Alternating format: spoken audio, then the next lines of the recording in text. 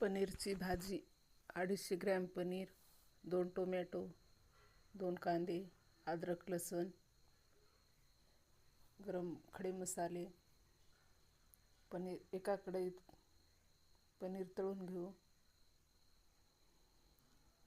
गरम मसाले, अद्रक लसूण, टोमॅटो, कांदा परतून घेऊ.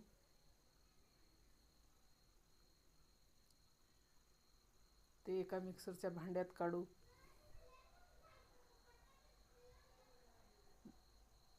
मिक्सरमध्ये फिरवून घेऊ. ग्रेव्ही तयार.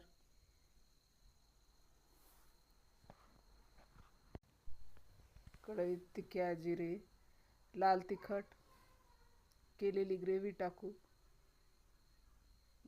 पनीर मसाला टाकू. त्याला उकळी येऊ देऊ.